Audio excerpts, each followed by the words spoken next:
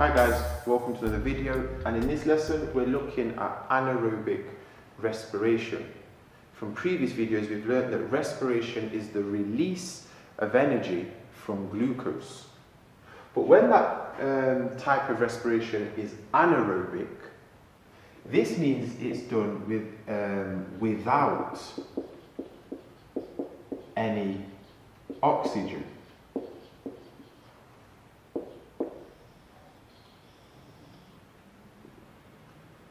It's the absence of this oxygen that makes anaerobic not as efficient. We get nowhere near as much energy released from anaerobic respiration as we do aerobic respiration. Now you guys will need to know the equation for anaerobic respiration. And the equation looks something like this.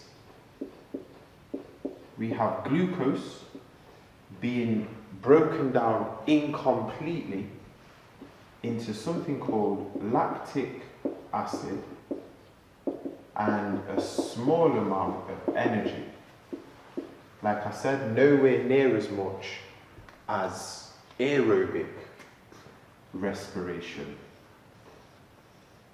But anaerobic respiration is really good in cases of emergency, when we need that energy to keep our muscles contracting and we're not getting enough oxygen, that this anaerobic respiration allows us to just keep going a little bit longer.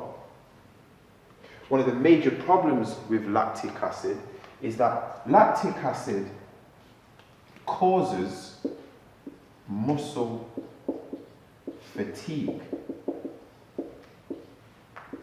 In other words, it causes your muscles to feel tired, but muscle fatigue is what will get you the mark in your exam.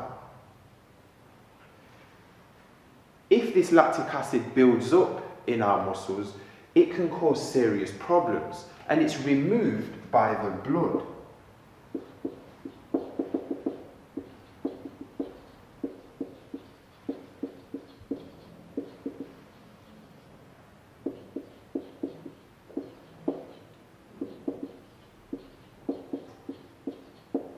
And what happens is that the lactic acid is oxidized by oxygen, turning it into carbon dioxide and water.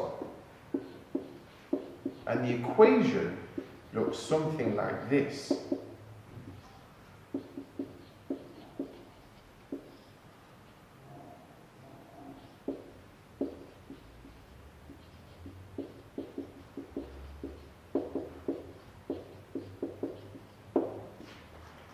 Now, the amount of oxygen that's needed to break down the lactic acid, we refer to this amount called the oxygen debt. In other words, you're paying back your body all the oxygen that you starved it during anaerobic respiration. The more lactic acid in our cells, in other words, the more anaerobic respiration, well then the bigger the oxygen debt. This is why you'll see runners panting after they've run a long race. They're gasping for that oxygen to break down the lactic acid, or they're paying back that oxygen debt. Okay guys, thanks for tuning in. Stay in touch for another video.